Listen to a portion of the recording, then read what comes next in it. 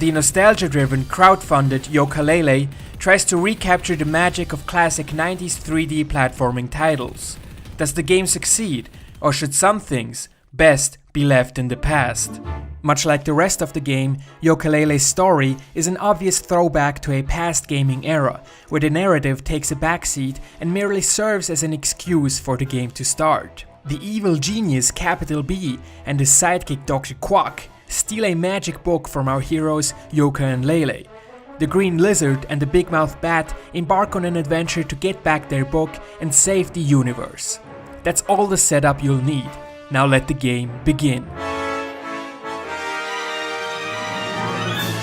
To get the book back, the player will need to explore 5 different worlds that can be accessed through a central hub that feels like an additional world in itself. From lush green jungles to frosty ice environments, the levels cover all the basic settings found in the aforementioned classic 3D platforming games, though there are some unexpected surprises along the way. The accompanying musical score sets a perfect jolly backdrop for each of the worlds. While it's nothing groundbreakingly new, it just works and helps to shape the distinct character of each of the worlds.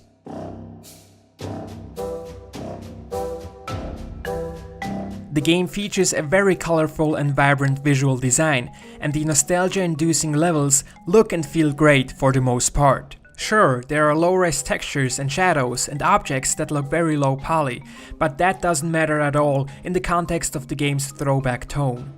What should matter though are the characters. Sadly, this is one area where the game completely falls flat. A majority of the game's characters almost feel like they were randomly generated. Some of them even look ugly and lack any trace of personality.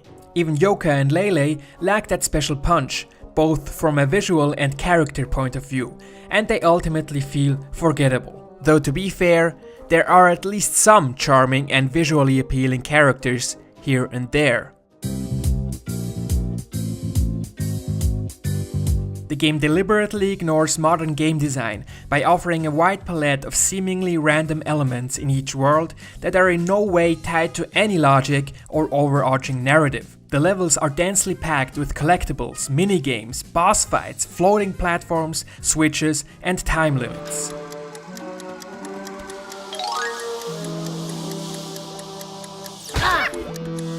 You're going to have to invest a significant amount of time to uncover all of the game's secrets, or you can choose to do the bare minimum and still easily spend 20+ hours with the game.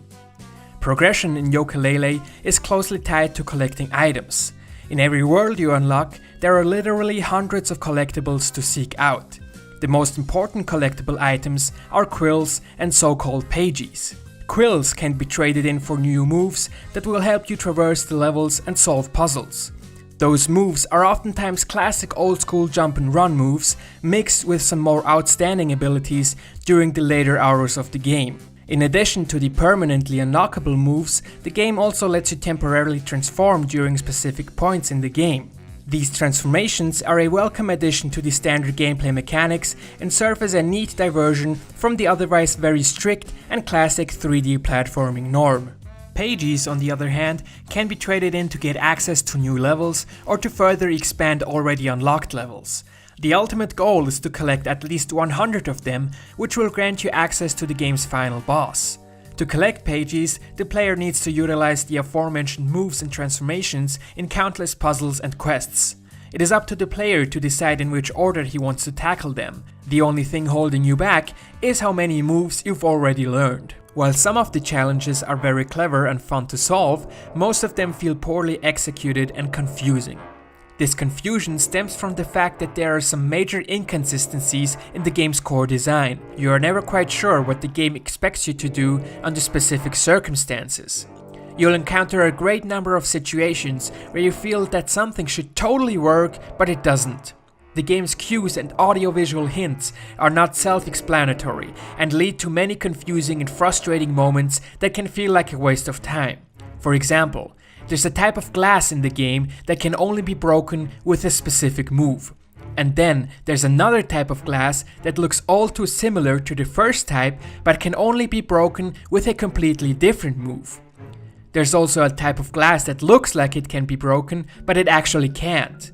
To make things even more misleading, there's ice that looks like glass that can only be melted down using fire attacks, and there's ice that can't be melted down but can be broken with the first glass breaking move. Sounds confusing? It is. And unfortunately, there are many more inconsistent game design cues leading to confusion and frustration. On top of the confusing game design, the controls are missing that additional polish and precision that's needed to really make a 3D platformer shine. It almost feels like there's a lag or disconnection between the player input and the in-game action, making even basic moves feel more challenging than necessary. These shortcomings are very noticeable during boss fights and the horribly frustrating and glitchy retro arcade games, where precise controls are needed the most.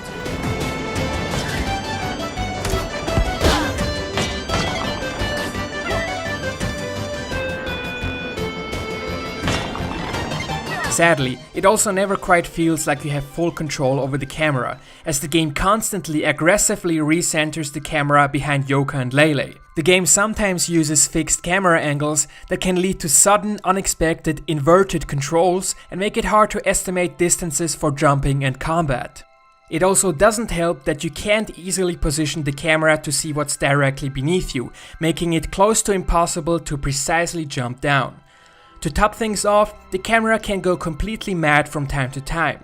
This is especially noticeable in narrow hallways and environments with a lot of objects nearby. Unfortunately, the game is also plagued by severe performance issues that only further enhance the problems with the controls. I encountered a great number of brief but annoying frame rate stutters and freezes that can lead to some unwanted deaths if they occur at the right moment. It's also worth noting that I encountered some game-breaking glitches during my playthrough.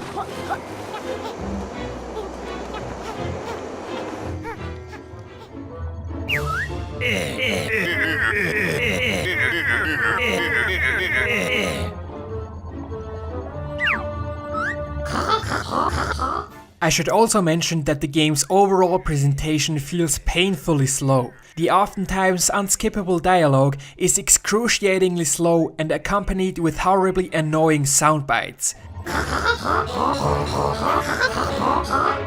This takes away a lot of potential from the self-aware meta-humor found in the dialogues.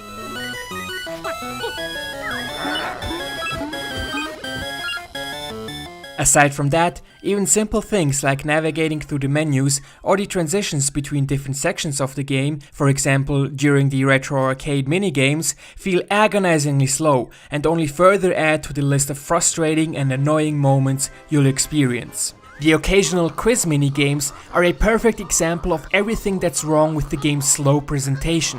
Those mandatory sections feel like the ultimate punishment and the legit reason to quit playing the game.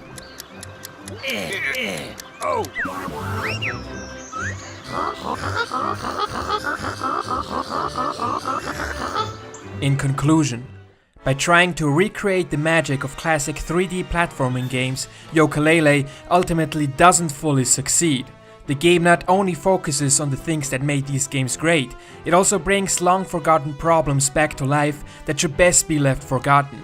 The issues with the controls, camera performance and confusing game design prevent the game from being the triumphant old-school platforming comeback it should have been.